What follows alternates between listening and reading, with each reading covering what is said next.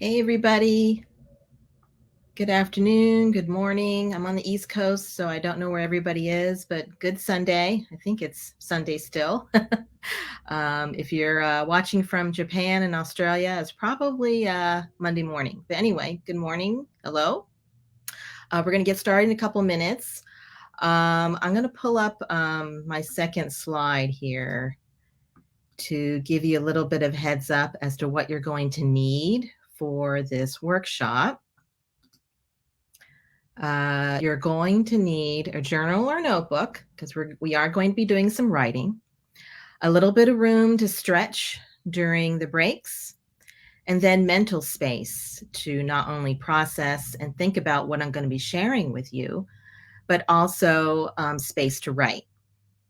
A little bit of a content warning here. We are going to be engaging in a type of writing that can bring up a lot of significant and heavy emotions. So if that is in any way triggering or overwhelming to you, I just ask that you take care of yourself. You do what you need to do to make sure that you are in an okay space, okay? And that goes for anything throughout my workshop. I might be bringing up some things that could be triggering.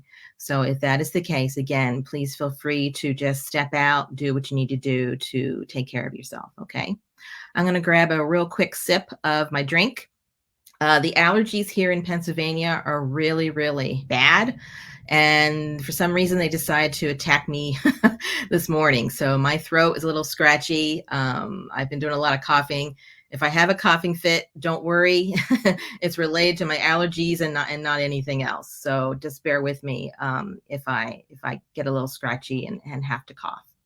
So I'll give you all a few minutes to get started, and then we'll begin.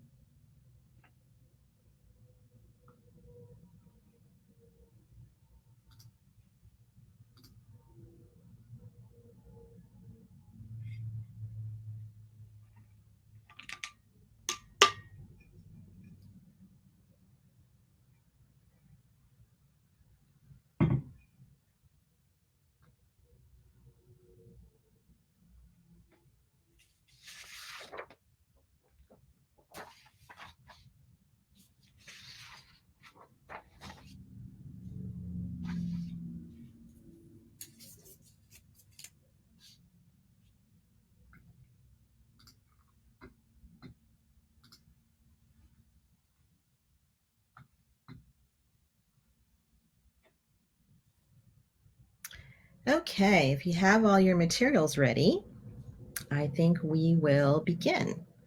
So, thank you for joining me here today.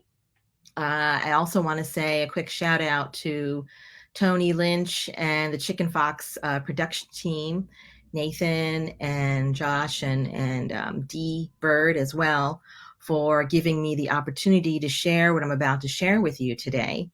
I really appreciate that. And I also thank everyone who's viewing and listening. It's going to be some good stuff, not only for my workshop, but for what's coming up. And if you've been watching since Friday, I'm sure that your mind is kind of swirling with all the information that's been given to you in the past 48 hours. So, the name of this workshop is Disenfranchised Grief, Using Writing to Navigate Hidden Sorrow. Before we get started, I thought I would give a little bit of intro as to who I am, because you've never met me before. And I think it's just a good idea to get a little bit of understanding as who it is who's presenting this information to you. So I am a counselor. I'm a licensed counselor in Pennsylvania.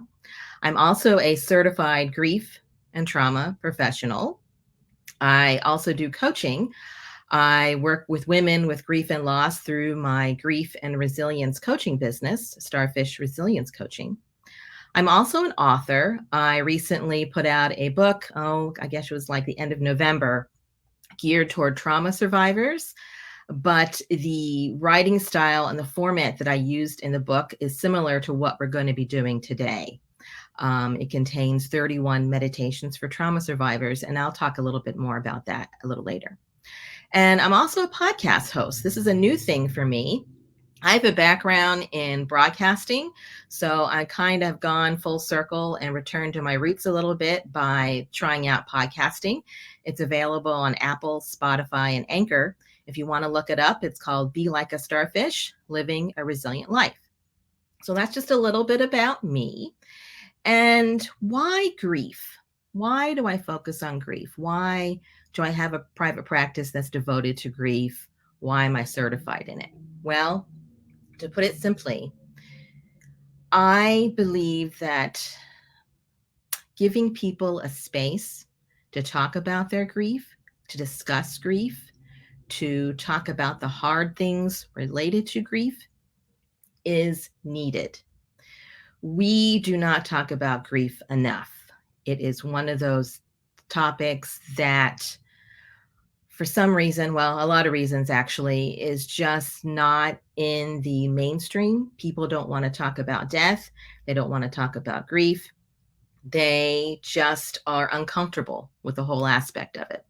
So I see it as part of my mission to bring that issue into the light, to help people become more comfortable talking about their grief and loss, as well as talking about all the associated thoughts and feelings that perhaps they haven't been able to talk in other circles. So I see that as part of my personal mission. And also, personally, I am what I call a veteran griever. I have had a number of losses in my life. I've had 2 miscarriages. I've also lost 3 of my 4 parents. My father and my in-laws died within an 18-month time period. And also during that time frame, I lost 4 other people who were important in my life. So that was a situation, an experience that was mind-blowing and mind-numbing to me. I really don't know how I got through it. Counseling helped, of course, and writing. But from that experience, I knew that I needed to do something with this experience. I needed to use it in a way that would help me make a connection, to create meaning from it, so I can not only help myself, I can help other people. Okay, so here we are. Grief is what I do, and it is something that I enjoy teaching about, and I really do hope that you'll learn something from me today. Okay, so let's go over a little bit about what we're going to learn here. Relationship between grief and trauma. There is a connection, and I'll explain why I think that is. I'm going to get into some definitions of what disenfranchised grief is. I'm going to talk about the science of writing. Don't worry. This is not going to be technical. I'm a liberal arts major, so this is not going to be technical by any stretch, okay? But just to give you a little bit of information as to why writing is so helpful with grief and with other hard things in life. We're going to talk about some types of writing that are useful for grief, specifically disenfranchised grief. We're going to engage in 2 group writing activities. We're also going to be engaging in some sharing time. Now, I won't force anybody to share, but I understand that you are able to make comments in the chat box here, and hopefully I'll be able to keep up with them. So I hope that we will be able to share. I will also be sharing from what I do during those activities. And then I hope to engage in some Q&A and finally some closing, let you know some resources I think that are really helpful, as well as how you can get in touch with me. Throughout this presentation, if you are one of those people who uses your phone to take screenshots, please feel free to do that. Nothing here is copyrighted material. And the more knowledge you have, the more empowered you can be, not only in your own life, but to pay it forward to someone else that you may encounter who might need a little bit of help. Okay. If you have questions, please post your questions in the comment box. I will try my very best to check them periodically. If I cannot answer your question during our time here together today, I would like you to send me an email. And I have 2 emails from which you can choose. The first email, the Lori A. Peters Writer, is my author website. And the second one is my coaching website. I check both of them pretty frequently. So if there's something that perhaps came up that I wasn't able to answer, or something maybe you thought about after the workshop is over, please feel free to zip me an email, okay? All right, so I'm going to take a quick sip of my tea because I can feel my throat starting to go. Anybody else have allergies? If you're on the East Coast, I feel your pain. And my body is super sensitive, so I really can't take allergy meds. So I have to suffer through it. I've got my lemon and ginger tea here going on, and it seems to be working. Okay. So the connection between grief and trauma. I believe that both are closely connected. Closely connected. Why is that? Well, first, you have the core loss event that causes trauma to you. Okay. Anytime you have an event that overwhelms or takes over your central nervous system, that's trauma. Grief is a form of trauma. Okay. It upends your sense of normalcy. Your life is never the same after the loss event. So when this happens, when a grief event happens, your brain perceives it as a danger. Now, I don't want to get too technical about this. I can talk all day about trauma, but just very simply, the brain's job is to keep you safe. And it doesn't discriminate as to what is a danger and what isn't. It's constantly guarding, okay? So anything can tip it off. When something like a loss happens, the brain perceives it as, oh no, this is not normal. We're not used to this. What's going on? It's time to send out the soldiers, meaning it's time to put your body into a stress response mode, okay? So that happens, and then you engage in series of thoughts and emotions as a result of your body's response to the event. Additionally, traumatic events involve a grief process. There is grief in any form of trauma. And trauma, again, to be defined, is anything that overwhelms your central nervous system, that prevents you from responding in a way that you normally would. Now, there are big sources of trauma and little sources of trauma. I'm not going to get into that today, but know that trauma in and of itself is when your central nervous system can't handle something. You're overwhelmed by it. Some people are able to navigate through that. Some people are not. The important thing to know for this presentation is grief is a result of trauma. Okay. The two are always linked. You have the direct loss, of course, from the core loss event, and then you have indirect losses associated with the trauma. So, for example, say you lost your person from a homicide. So you have the core loss event of the homicide, and then the indirect loss would be, okay, you have losses related to all the collateral damage that happens. Maybe something else was going on in that situation that now you have to deal with. Okay. Another example of an indirect loss is, say you move away. You have the main loss event of the move. The secondary losses of, now I have to learn how to navigate a new town or community. I'm leaving all my friends behind. That's a new loss. I'm leaving my job behind, which could be a happy event, but still it is a loss. And I'm leaving my home, everything that's familiar with my particular home, all my memories, everything that's associated with the home, that's loss. So that's considered a secondary loss. To my second bullet point, disenfranchised grief can be considered a form of complex trauma and complicated grief. Now, again, I'm not going to get into the trauma, complicated grief aspect, but just know that it's a form of it. Complex trauma, very briefly, is when you have multiple traumas over a period of time. It could be a short amount of time. It could be a long period of time. Think of like a child who's been an abuse victim from the time they were a baby to the age of 18. They've had multiple traumas associated with being an abuse survivor. Okay. You have trauma from the core loss, and then you have the trauma from being disenfranchised. That creates an additional set of losses and additional grief. Okay.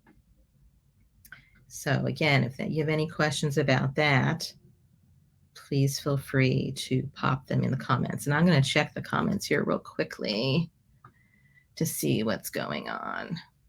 Okay, I'm not seeing anything here.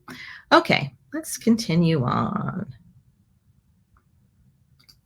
Okay, the nitty gritty. What is disenfranchised grief? Well, first, let's start with the word disenfranchised. Okay. This is from the Merriam-Webster Dictionary. When you're disenfranchised, you are set apart from something, whether it's a right, it's a privilege, some sort of immunity, some sort of ritual or custom. You're set apart from it. Disenfranchised grief goes a little bit further in that the grief that you experience is from a loss that is not or cannot, for whatever reason, be openly acknowledged, publicly mourned, or socially supported. Those three elements are important. They can't be acknowledged openly, they can't be mourned publicly, and they can't be supported socially for various reasons.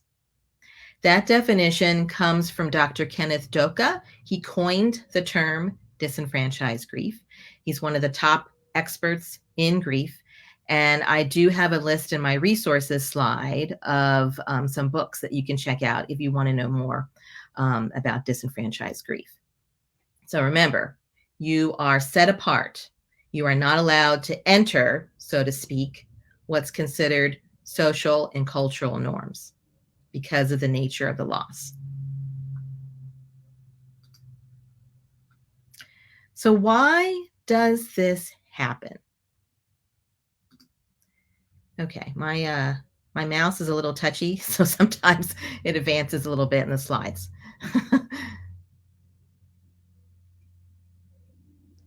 So why does disenfranchised grief happen? Well, because three things are not recognized. The relationship between the person that was lost and the person who's grieving the loss. that relationship wasn't recognized, the loss itself is not recognized, or the griever is not recognized. And why are they not recognized? Any of those three? It's because of societal and cultural taboos. Grief is a really hard subject to talk about for many people. And then you add the layer of disenfranchisement because of the loss, and then it makes it a super hard thing to talk about. So, some examples of disenfranchised grief. Pet loss. That's a big one. People are kind of poo-pooed when they say that their dog or cat or whatever has died because people don't see it as a loss. It's an animal who died. Why are you so upset? That type of thing. Another example, suicide and homicide. Both carry different types of stigma associated with it, wrapped up also with the stigma with mental health. And the person who has died by suicide is vilified in a way, and the people who are associated with them are also set apart. So they are not allowed to navigate through the grief process because of that. Pregnancy loss, perinatal loss is a huge one, especially if it's an instance of miscarriage or abortion. Let me parse that out a little bit. With a miscarriage, similar to a pet loss, people kind of gloss over it. Oh, it wasn't really a baby yet. How can you be so attached to someone that you haven't seen? You weren't that far along. You're young. You can have another one.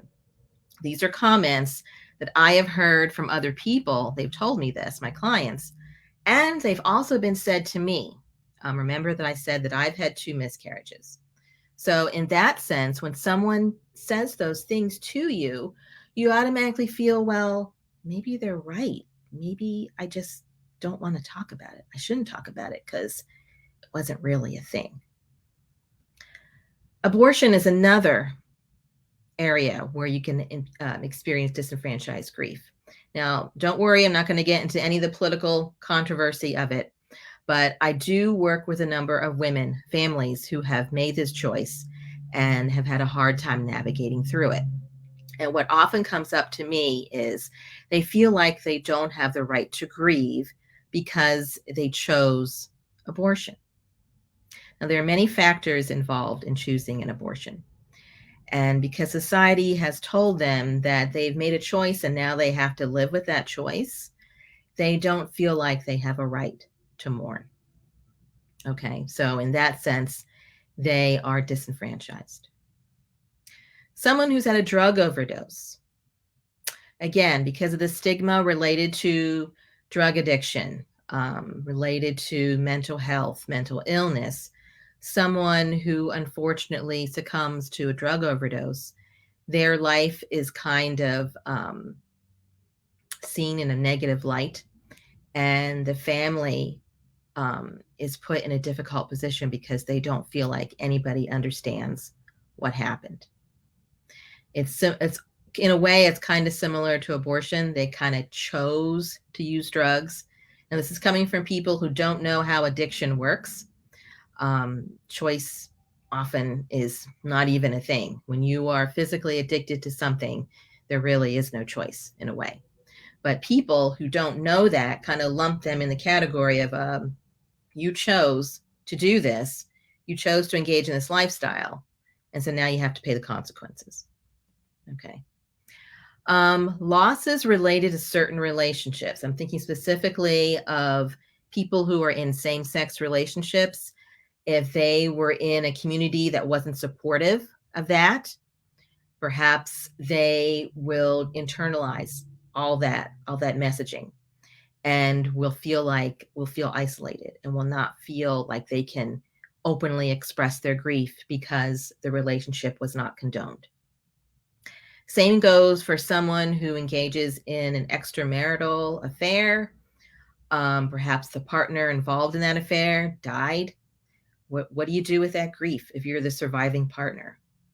Can you openly express the grief without inviting a bunch of uncomfortable questions that could lead to crisis, stress, all sorts of problems?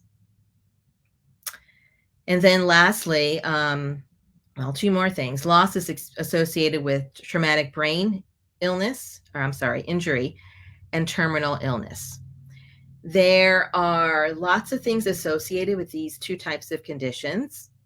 Of course, you have the core loss of having the TBI or having the terminal illness, but you have other losses that perhaps don't get validated.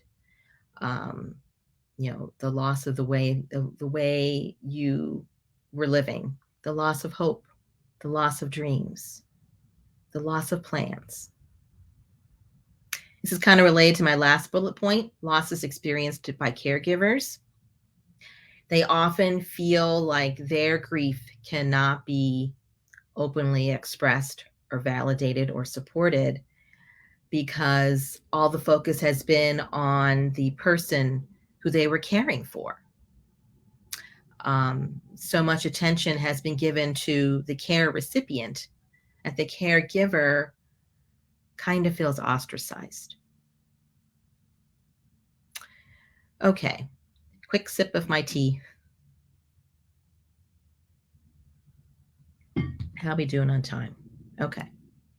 So, last thing for this slide. There are special problems, special implications that disenfranchised grief bring up.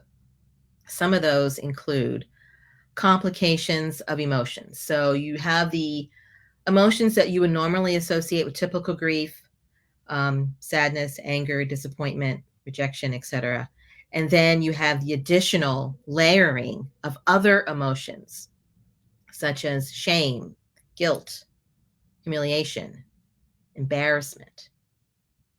You have that added component on top of already the messiness of emotions that you feel overwhelmed. You feel like you are in the middle of a storm and you don't know how to get out of it because you don't have help. No one is acknowledging your pain. No one is offering to help you, okay, because they are not in support of whatever loss that you've experienced. Then you have the compounding of situational crises. So earlier I gave the example of a family who's grieving a homicide victim. You have that initial crisis, you have the loss of the person you loved, and then you have the aftermath and having to deal with the aftermath.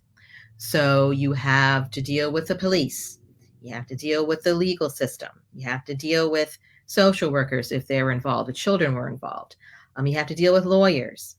If there were other people involved in the incident, you may have to deal with them. Maybe the homicide revealed a situation about your loved one that you didn't know about before.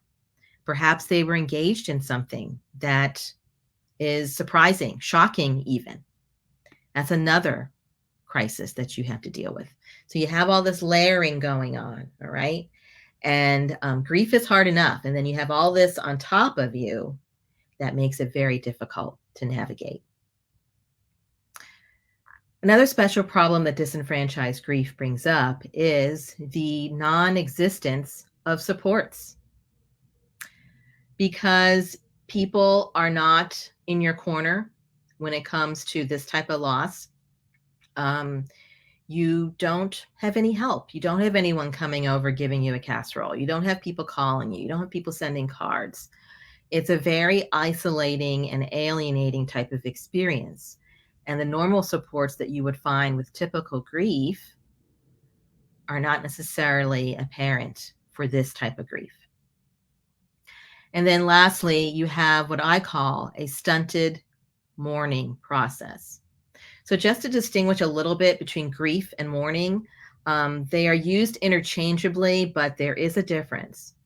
Grief describes the internal process that you go through, the thoughts, the feelings, whatever's going on for you internally. Okay. Mourning is the outward expression of that internal experience.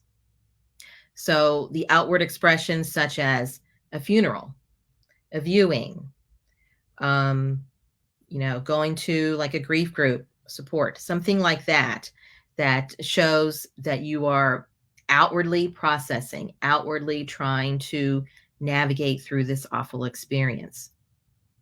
Someone who's engaged in disenfranchised grief, that process gets cut. Again, going back to the example of someone who perhaps was involved in an illicit relationship with someone. Do you go to the funeral? And if you do, what if someone asks you, oh, how did you know so-and-so? What's your relationship with so-and-so? What are you going to say? If you don't go to the funeral, then you have that to deal with. Am I honoring that person's life because I didn't go to their funeral? Maybe I wasn't such a good partner after all. See what I'm saying? It's very, very complicated, very messy, okay? And typical grief is hard enough. And then with this type of grief, it's that much harder. Okay, I think it's time for a break because I feel my throat starting to go. So if you're so inclined, feel free to stretch, get a drink, go to the bathroom for a couple minutes.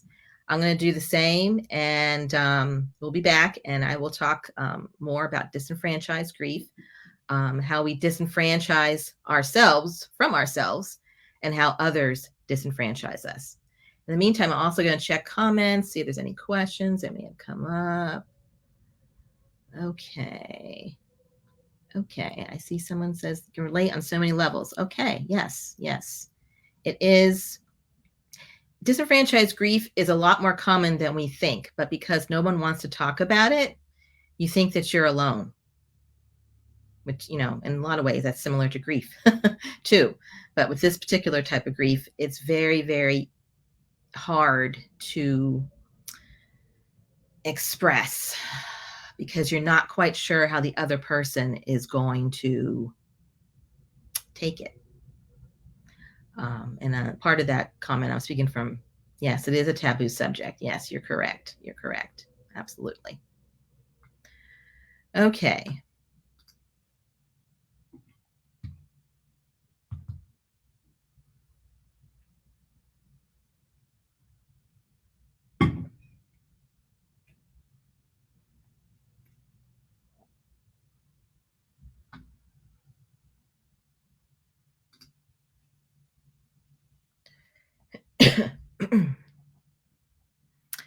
All right, if everyone is back, I think I'll wait another minute.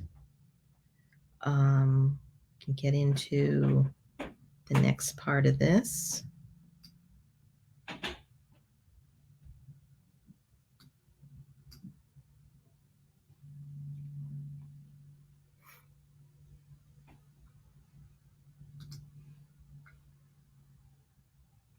Oh, thank you. I don't know if that's Nathan or someone else, but thank you. I appreciate that. We're just getting started.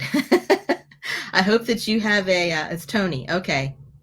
I hope that you have a journal or something because we are going to be getting into the writing here a little bit. I just want to give people a little bit of background as to what I'm talking about. Because again, it's a topic that not very many people want to broach because of the nature of it. All right, let's get back into it. All right, so as I mentioned before the break, you experience what's called disenfranchisement from yourself. Now, exactly how do you do that? Well, when you experience certain emotions like shame or embarrassment, because in a way you internalize the cultural messaging, the societal taboos that it's not okay to acknowledge this loss, it's not okay to process this loss. So you alienate yourself from yourself. An example of this is, say, again, speaking from personal experience, the miscarriage issue. Well, everyone's telling me that it wasn't really a baby, so maybe I should just let it go and focus on something else. How can I mourn something that I really didn't have a relationship with? Same goes with losing a pet. Someone who died by suicide or by homicide, or the murder suicide. That's a big one. Maybe I just need to focus on something else. I don't want to bring it up because I don't want to upset anybody else. Maybe I should just stuff it. And when you do that, you don't honor yourself. You don't honor your feelings. If you want to envision feelings as energy, what comes to mind immediately is a volcano. And the feelings, the energy is kind of like the gas, the magma that build up in the volcano. And if you don't find a way to express it, after a while, it builds up to the top. And what happens? Boom. You have a big explosion, something that you can't control, and you wind up either hurting yourself or somebody else. So when you alienate yourself from yourself, you set yourself up for that type of scenario. Okay. Another way to disenfranchise yourself from yourself is you minimize the loss. I mentioned that a little bit in the first bullet point. It wasn't really a loss. I'm okay. I can have more kids. Yes, I had an abortion, but it was because there's a medical situation, and I'll be okay. I can just go on, instead of acknowledging, wow, this happened to me, and even though I chose it, there's still parts of me that just have a hard time reconciling with that. Having extramarital affair, dealing with that type of loss if a partner dies. Again, very messy, very complicated. And because of that mess, because people just don't want to talk about it and touch it, we stuff it and we stuff it. Disenfranchisement from others. When I defined disenfranchised grief, it was mainly referring to how others disenfranchise us by not acknowledging our loss, by not discussing it, by not supporting it, by not considering it as a loss, by not validating that what we're going through is something real to us and deserves to be processed as such. Prime examples of this are suicide, murder, suicide issues, drug overdose, pregnancy loss. Oh gosh, I can think of other things. They all escape me at this moment, but these are some of the prime examples that come into my mind. If you have some other examples, feel free to put those in the comments. And because of that, because it's like a wall being put up between you and the other person, and there's no bridge to cross over the wall, what do you do with that? You're kind of in a bubble, which leads me to my third bullet point. What are the results of disenfranchisement? Isolation. If you can't talk about it, if no one is willing to listen to you, what do you do with it? You just stay within yourself. You keep it to yourself, which sets you up for the next item, loneliness. It's really hard to go through typical grief, but going through disenfranchised grief, where you absolutely have no supports, no place to vent, that's a very lonely experience. And this is where writing can help, and I'll get into that in a few moments. When you are by yourself and you don't have any place to share, it can lead to a sense of identity loss as well as low self-worth. You come to think, well, no one is relating to me. No one wants to talk to me. Maybe there's something wrong with me. So it's almost as if you are equating yourself with the loss instead of separating yourself from an event that happened to you. Okay, I don't know if that makes sense. I'm trying not to make this really technical. I'm trying to keep it very, very simple. But as you can tell, I can talk about this kind of stuff all day. So when you don't have a place where you can hear validation that it's okay to feel what you're feeling. Feelings are neither right nor wrong. They just are. When you don't have that acknowledgement or validation, you can feel like there's something wrong with you. And that can set you up for negative consequences, such as complicated grief. When grief gets stuck, if you think of the energy analogy again, the energy of the grief process, the internal process gets stuck in your body, and there's no place else it can go. So you don't go through the normal steps, so to speak, of grief that someone who is in a typical grief situation would go through. And just as a caveat, there is no right way or wrong way to do grief. However, if you're finding that you do not have help, no way to help yourself, no way to get out what's happening within you, to the point that it's interfering with the way you want to be in the world, the way you want to connect with other people, the way you want to live, then at that point, it's worth getting help. Because I would venture to say that that grief has gone to the next level, which would be a complicated grief type of situation. Someone who doesn't have the ability to process what they're going through, who has low self-worth, loss of identity, feelings of isolation, loneliness, and no way to get all of that out, sets themselves up for depression. Okay. Now, there are differences between grief and depression, and not everyone who goes through the grieving process becomes depressed. I want to make that clear. However, again, if you don't have a way to process through this journey, you can head over into the realm of depression. Okay. That's why having support, having a way to get out what's going on within you is so very important. I can't stress that enough. Okay. And then another result of disenfranchisement is, in a way, you're perpetuating the stigma of not talking about it. So you hear all these messages. You get the message that, nope, can't talk about it, can't go there, stuff it in. And then the way you present to others, the way you connect to others, by not talking about grief, by not talking about what we're feeling, by not talking about what's bothering us, that sends the message to them that it's not okay to talk about. So you're perpetuating that cycle. If you're in a family situation, that lays the foundation for what I call intergenerational trauma, which actually is a thing. If you want to research that, there's plenty of stuff out there about that, where, excuse me, where the woundings, the traumas that do not get resolved, do not get healed, filter down to future generations until someone faces it and recognizes, yes, I am going to do something about it. Okay. So these are all the results of disenfranchisement. Okay.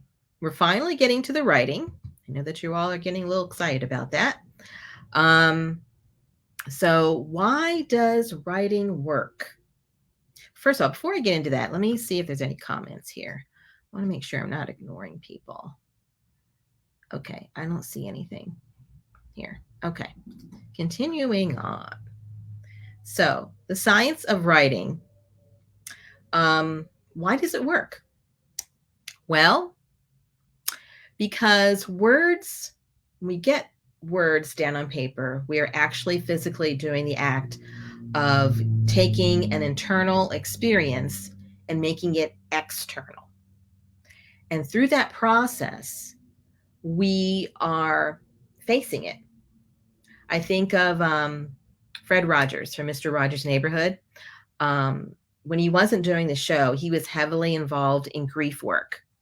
He started, he's originally from Pennsylvania. And in Pennsylvania, he started an organization that helps grieving children and families. Anyway, what he said was, in relation to grief, is when you can discuss it, when you can face it and discuss it, take it out in the open, you can manage it. Okay? And that's what writing does. It helps us manage it.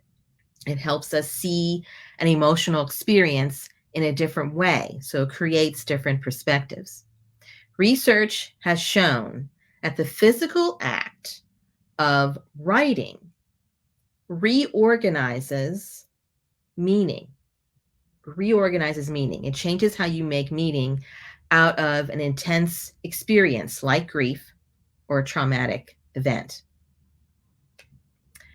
Another way writing helps is it helps us take ownership of our own story. Writing helps us recreate the narrative, so it empowers us. It empowers us because there is a sense of powerlessness in grief, especially in disenfranchised grief.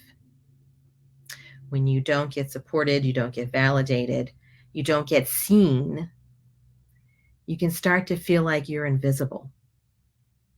Writing helps us be more seen, if only to ourselves, because we have to start somewhere.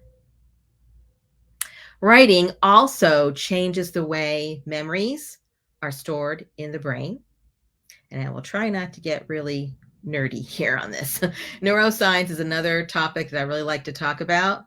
And I've learned that with writing, particularly the type of writing that we're going to engage in a few moments, it takes the front and center memory of the event, the grief event, and puts it back into long-term memory. And the reason why that is so beneficial is because it frees up space for new experiences. It frees up space for us to think about something else other than the grief. Now, if you're new in the grief experience, this may not be totally true for you because you're raw in it. Your grief is fresh. But for someone who has been grieving for a while, a year or more, writing might be beneficial because of the way it works with the memories. It helps to reduce the fixation and the intrusive thoughts we might have in relation to grief. So, why is writing helpful for grief in general? I talked a little bit about this a few seconds ago. It helps us make meaning.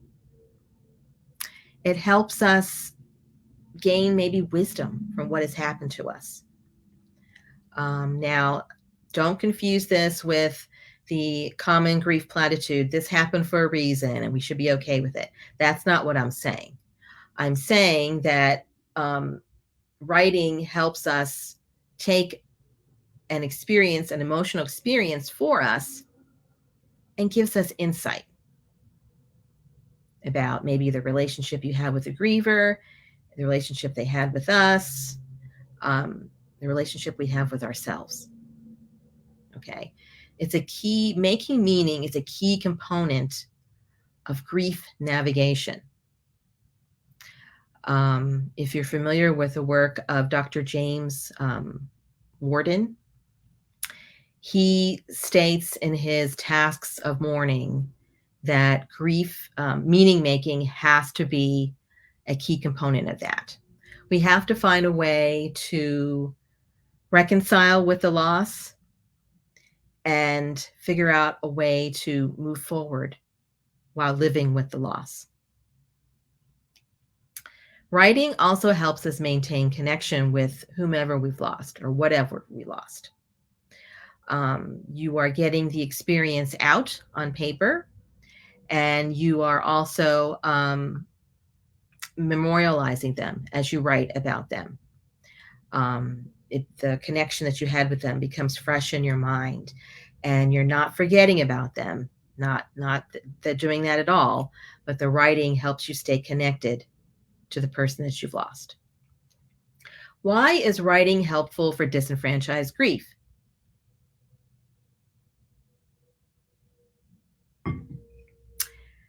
You are creating your own support system because no one around you is willing to acknowledge what happened to you. You are using writing to acknowledge it for yourself.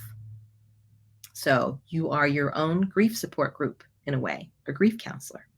Okay. You're creating a way to support yourself, and you're creating a way to acknowledge what happened.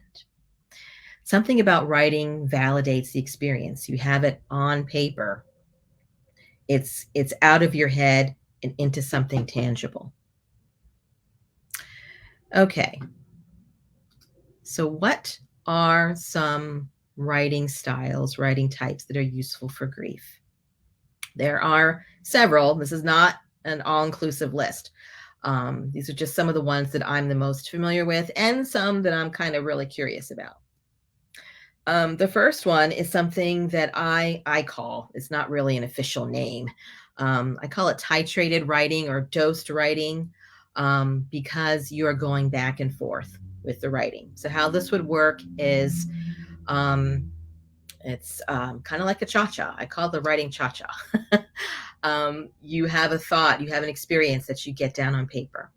And because it's too overwhelming for you in the moment, maybe you just write down a word or a phrase or something, and then you step back from it. Okay. You return after a certain period of time, no set time frame. You write a little bit more about it. Then you leave, and you come back.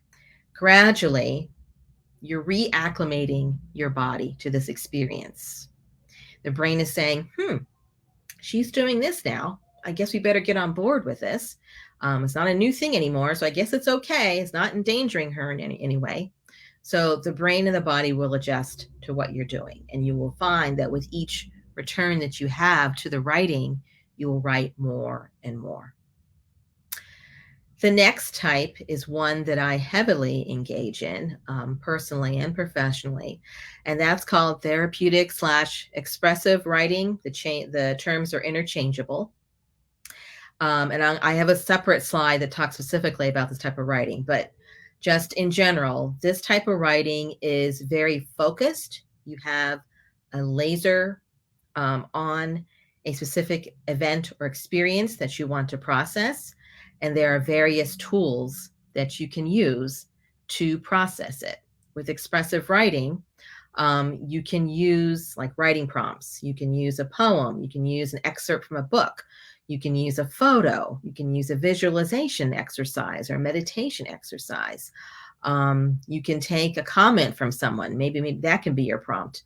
You can do sentence completion.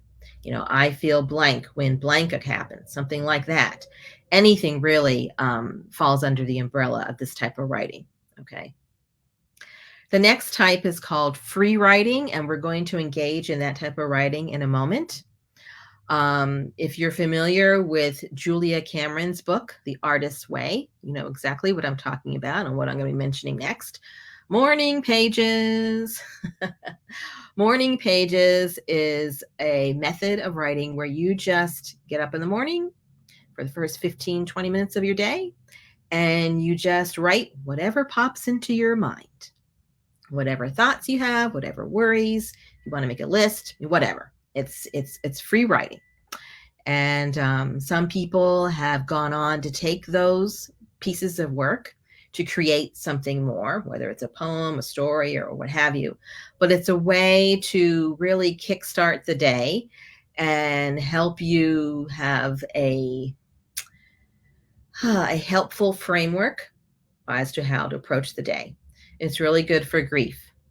If you're especially new in grief, you might be having some sleep problems. So first thing in the morning, write about the sleep problems that you're having. Okay.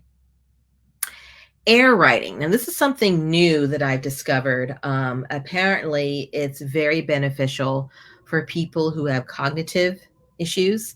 It's like expressive writing, but you're literally writing in the air. That's what the Japanese word kusho means. And it's supposed to, again, the physical act of putting your finger in the air and writing causes something to happen with your brain. It helps you register, helps you remember. Okay. This would be really good for people who are maybe scared to put words on paper, or just don't know, have no clue where to start. They can just, well, what happens if I do this, or if I do this, or, something, just play around with it. I like that aspect that, obviously it's in the air, you can't see it. So the self-critic can just like take a vacation because you can't see what you've written. It's just all in the air, but it just gets you in the habit of, getting into the writing frame of mind. Okay. It's like, this is on my mind. How do I get it out? You're physically trying to externalize an internal process. Art journaling is another type of writing that I have not tried yet, but I hope to do that. It's new to me. It's not a new concept in general.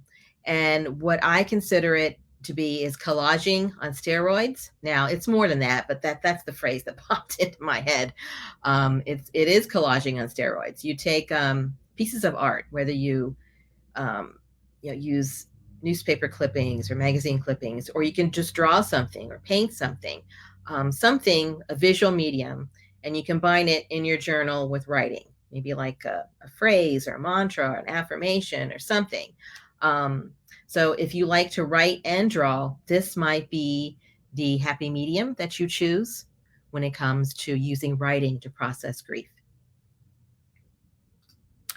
Okay, if you don't have your journal already, I'm going to ask that you grab it real quick. And while you're doing that, I'm going to see if we have any comments here and check the time. Okay. Okay, no comments. I hope you're getting some useful information from this, because I have fun doing these types of things. I sometimes get a little too too detailed with this information, but it's all fun and it's helpful. It's in service. I hope that you're learning something so you can pass it along to somebody else.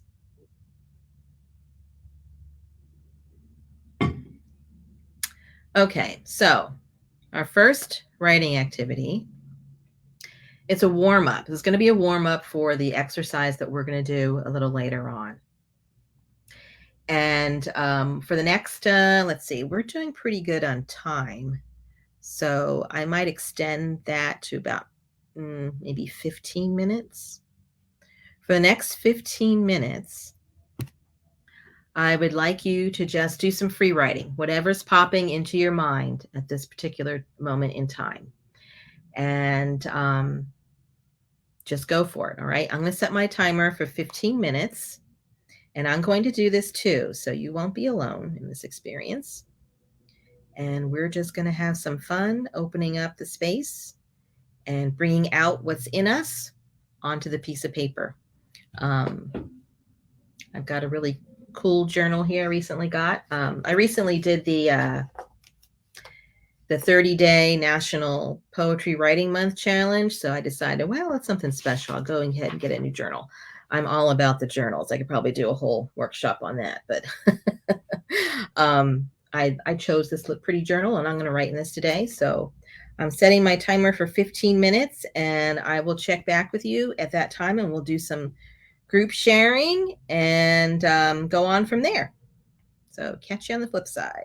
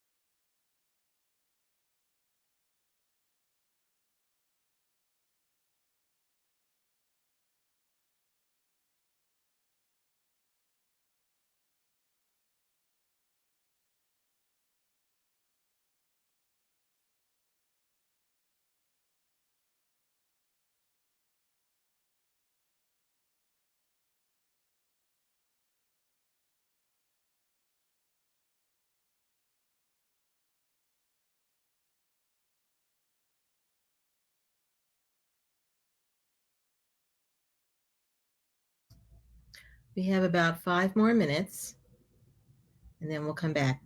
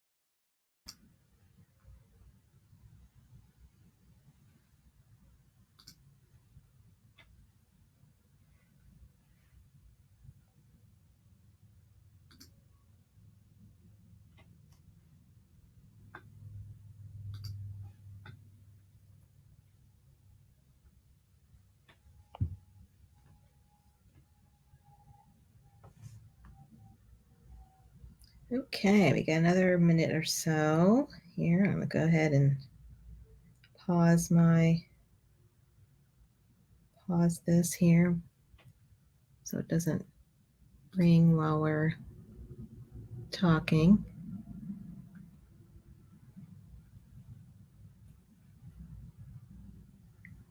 Okay, so how was that experience for you?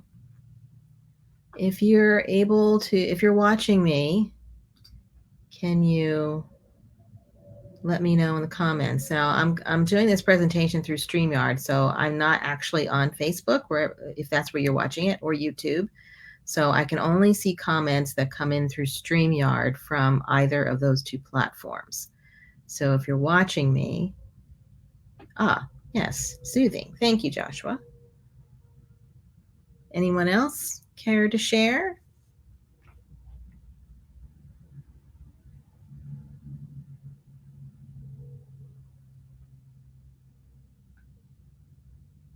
I don't want to call anybody out, but maybe if you want to put like an excerpt My brain is moving faster than my mouth. If you want to put a excerpt in the comments, if you feel comfortable doing that, I'd like to read that. Anybody else want to comment? This is not the Lori show. It's supposed to be interactive, okay? Not that I want to put anybody on the spot, but I'd like group participation. You get out of this workshop what you put into it. So, okay, if no one wants to share, I will just share in general what I wrote. The phrase core grief kept coming up, so I kind of made a poem about it. I won't share the poem, but just in general, what the gist of it was. The core grief for me was the loss of my father. He was my most significant loss. Now, my miscarriages happened several years prior to that, but there was something about losing a parent, losing your father specifically, that just turned my world upside down. And it was complicated for me, that process, because of the nature of our relationship. It was not a good one. So when he died, I was kind of floundering. I didn't know what to do. So the core grief, the entry that I wrote, has to do with that core grief. Maybe I'll read an excerpt from it here. Let's see.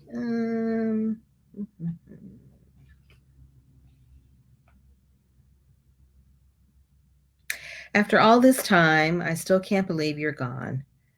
We didn't have enough time together. So many complications.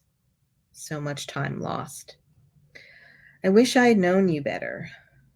Perhaps I could have known you better and had more compassion for you and for me. Just when I had you, I lost you. No going back now.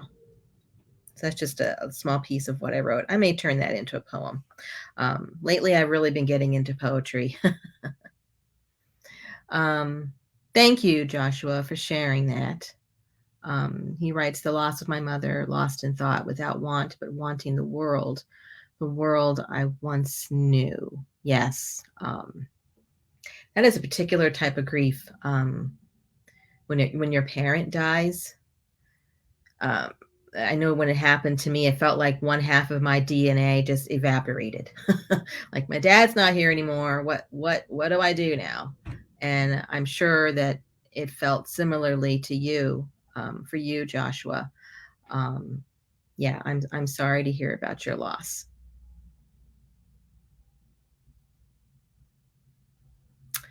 Well, if no one else would like to share, then we will move on. You're welcome. You're welcome. Okay, so I did promise you a deeper dive into therapeutic writing, which is my favorite type of writing. And not just because I'm a therapist, but it's because of what it elicits. That's why I like this type of writing so much. So what's the difference between good old-fashioned writing, which is therapeutic in and of itself, and the official therapeutic / expressive writing? Well, the difference is, with writing is more general. That's how I see it. With therapeutic writing, you are using a specific tool, a specific approach to have a certain outcome. And that outcome could be deeper insight, a new perspective, self-discovery, a revelation about a relationship with yourself or with others, or something else. And the tools that you use vary. I mentioned that in the beginning. You can use writing prompts. You can use a picture. You can use a poem. You can use an excerpt from a book passage. Pretty much anything, in my view, and I'm seeing this from a writer's mind, can be used for this type of writing. So when you engage in therapeutic writing, you are focusing on your emotional and cognitive experience. What was it like for you in that moment? What was going on for you? What were you experiencing? Okay. So we are going to be doing some therapeutic writing, and I hope you have more space in your journals. Now, this is going to take a little bit longer than the warm-up exercise that we did. So if you want to take a couple deep breaths, get yourself in a better space to participate in this type of activity, please feel free to do that. As I said in the beginning, if what you're about to write overwhelms you or triggers you in any way, please, please do what you need to do to take care of yourself. There are exercises that you can do. If you don't know what they are, I can always send a list of things that help to regulate your emotions when you feel overwhelmed. But do what you need to do if you feel like you're in a place where you're unstable. Okay, I don't want to put you in a position where you feel like that. And therapeutic writing can bring up that type of state for you. Okay, so this is our writing activity.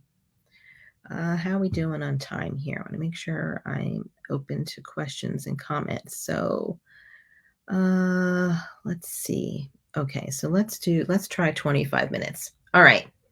So in a moment, we're going to spend about 25 minutes engaging in this exercise, revolving around this core writing prompt.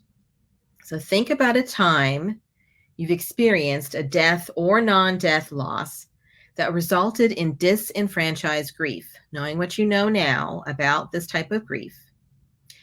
If nothing comes to mind, think of a time in which you experienced something and believed you couldn't share or express it openly. So you could have had a loss that you didn't experience this type of grief, but maybe you experienced something where you felt that you couldn't be your authentic self, that you had to kind of put away a part of that, a part of you, because of what was going on around you, whether it was explicit or implicit messages that you got from people in your environment. So as you're thinking about that particular experience, these are the questions that I would like you to write about. What were your initial thoughts, feelings, and beliefs at the time you experienced your loss? What are they now? Have they changed? What are some things that people have said or done that have been helpful in navigating this type of grief? Do you think you have changed as a result of this loss experience? If so, how have you changed? And if not, why not? And what is your life like now in the aftermath of this loss experience? So I really don't expect you to get this whole activity done in 25 minutes. I know some of you might, but these type of questions require some thought.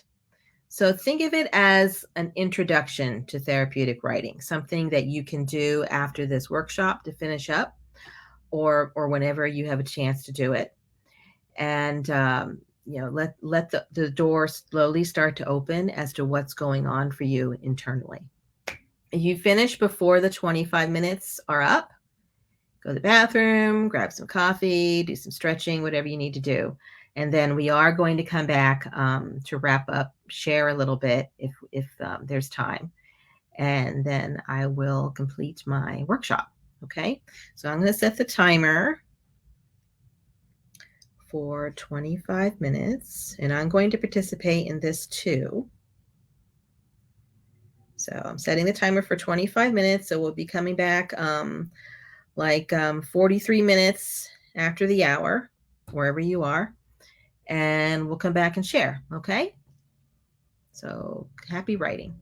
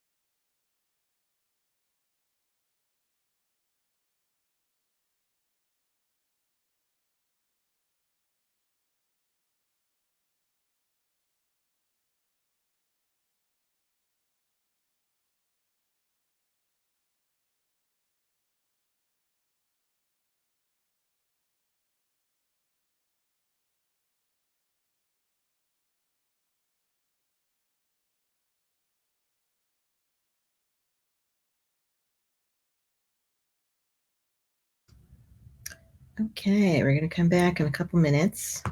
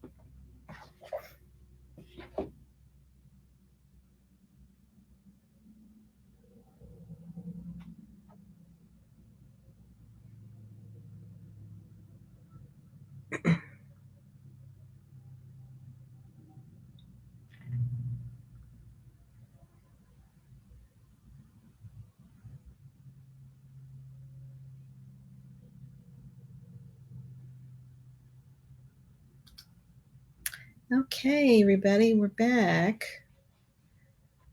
I hope that was an insightful and enlightening experience for you.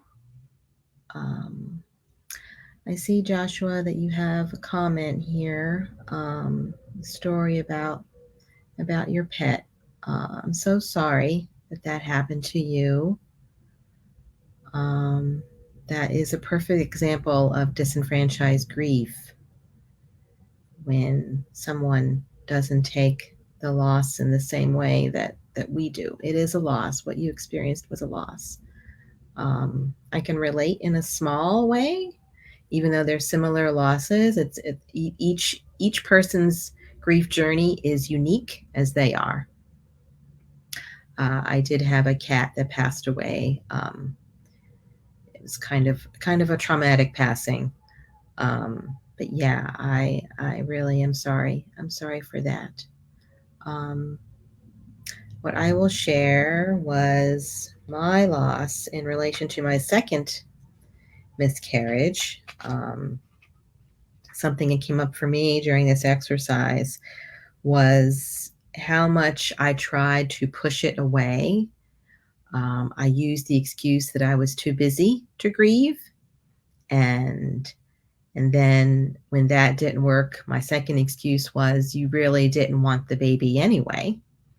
At the time, my older children were fairly little, and I felt like adding another child to the mix was just going to cause more stress and chaos. So to be quite honest, I wasn't too thrilled about being pregnant again.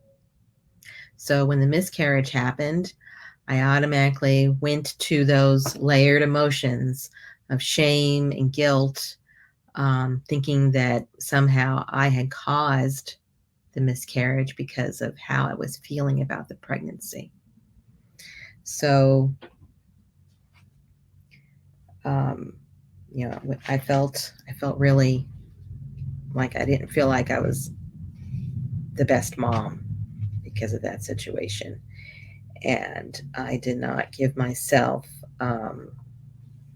time to grieve because I was busy, but really, I just didn't want to face the pain that I was experiencing.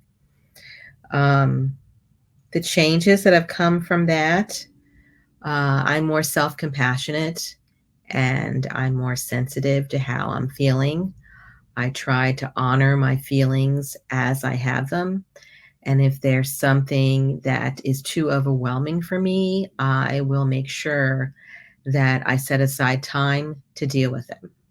Sometimes in the moment, for whatever reason, you can't process right away, but don't let that to be an excuse as to never process them.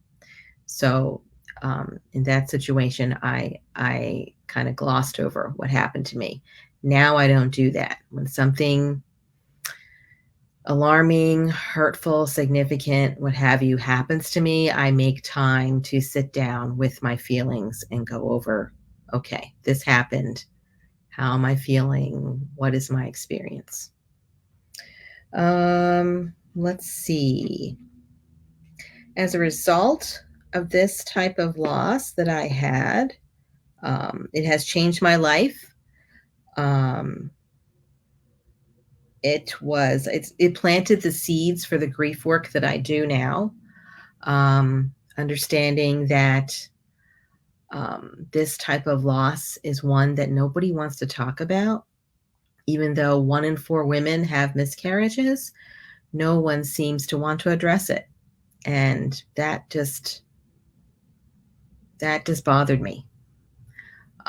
So that was a seed planting experience in my life. And then when my dad died, that really got the ball rolling to the work that I do now. So that's just a little bit about what I shared.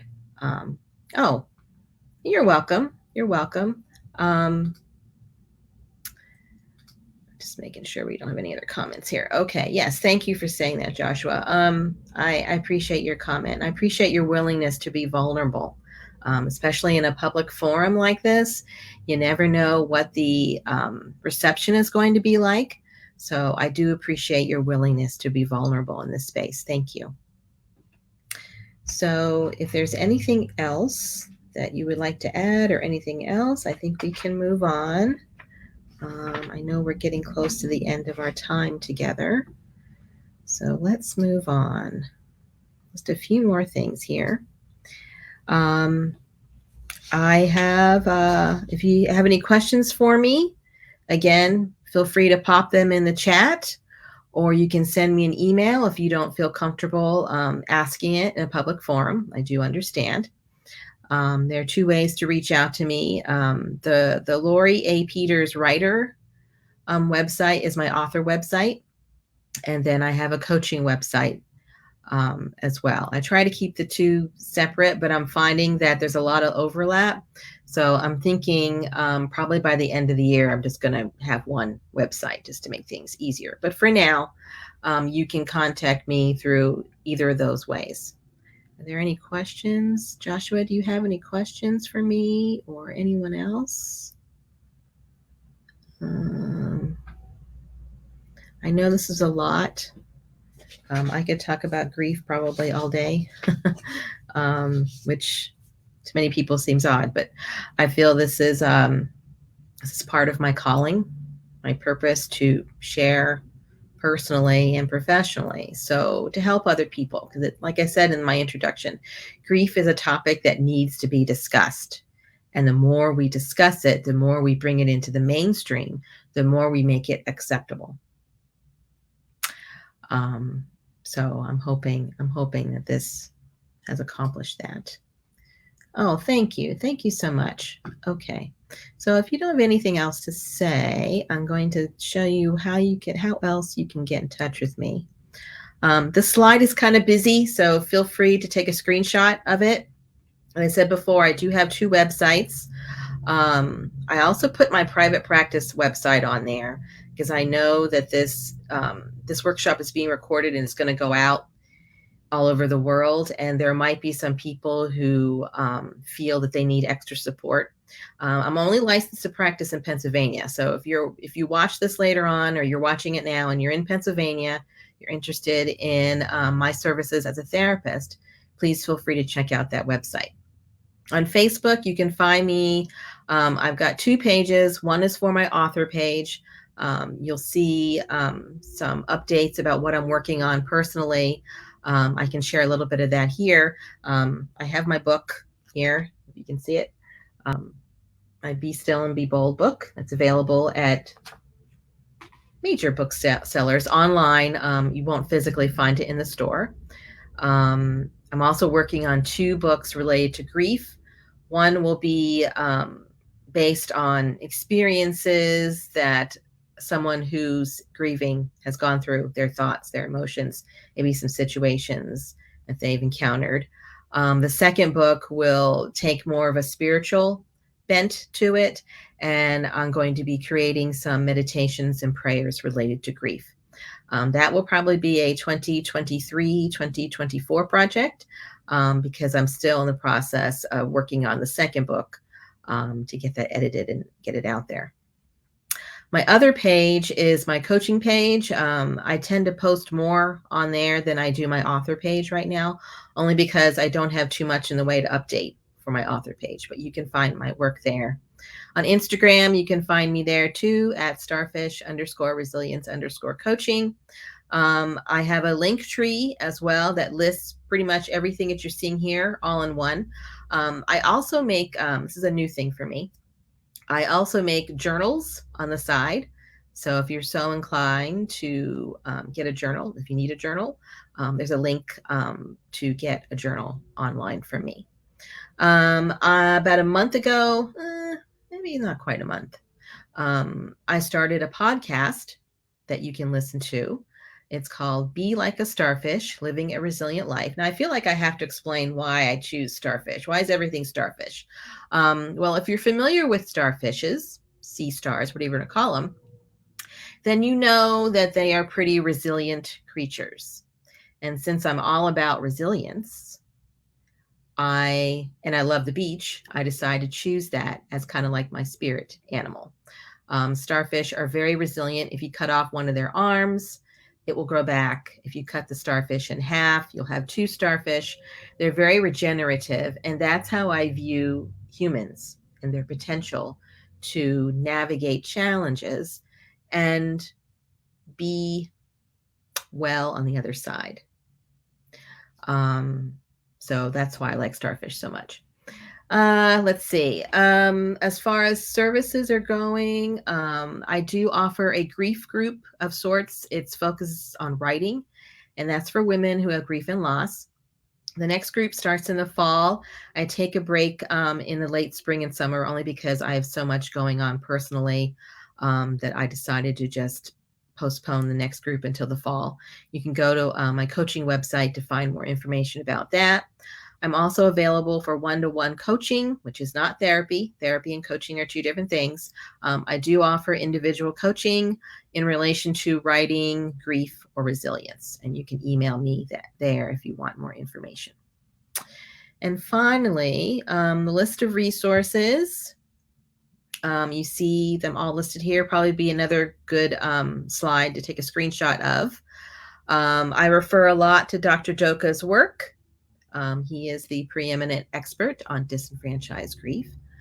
I also have gleaned a lot from Doctors Alan Wolfelt and J.W. Warden, who are both, they are of the mindset that grief is navigated in tasks or stages.